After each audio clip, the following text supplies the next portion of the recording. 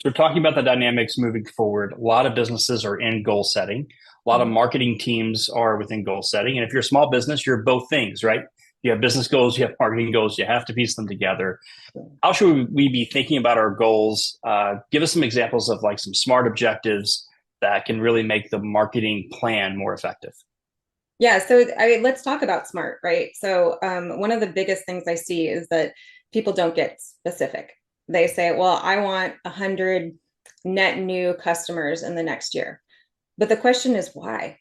Why do you want that? What is that going to do? Have you calculated what that's going to look like? Not only in revenue, but what do you need to support that? Do you, is it, it's going to increase your operational expenses. So when you're looking at these goals, you have to think it all the way through. It's not just, well, it would be great to be a $30 million company or a $50 million company. That's fantastic. Let's dream big. But let's also put a little bit of specificity. I cannot, well, that one. I want to work on that word. We'll edit that out. You're totally Thanks. fine. I Yeah. appreciate that. Make it specific, Specifics. right? Yes, Make we'll it get into the specific. specifics on what that looks like as you get bigger and bigger. So I think the second one is measurable, right? So not to get too much into the marketing jargon, but CAC, right? That's just a terrible acronym, but it's cost per acquisition. It's cost. What does it cost you to be able to get a customer? And then the other really important one is lifetime value, right? So we all know that it costs more to go get a new customer. But what we forget, because it's not sexy, is that you have to nurture them through and that they will continue to buy if you continue to give them something. Most of the time, we have an offer and it's truncated, right? And there isn't anything else for them to do, but we want to continue to give people more of what they want. So if you have nothing left, you should be able to spin up something else that they can do that's going to give them value. So we have now achievable.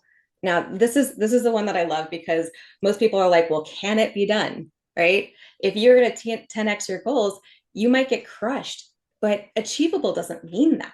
It says, how are you going to do it? Let's achieve it by doing X, Y, and Z.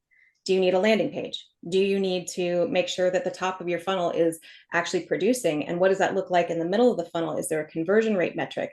Because the math doesn't lie, right? Relevant.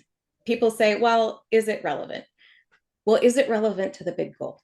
So if your goal is $30 million or $50 million in 3 years, how are you going to break that down? So $50 million, let's break it down to a quarter. And then there are 2 week sprints that you can do that have measurable milestones that will get you to a little bit closer to that big goal. And then the last one is time bound, right? So you take all of the things that we've discussed.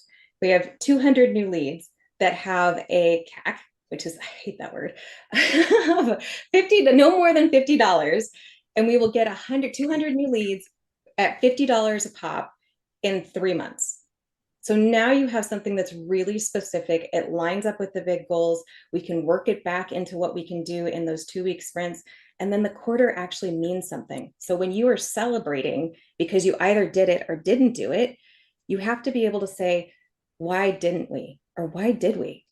Because nobody's asking that question. They just go, hey, did we check the box? Don't check the box.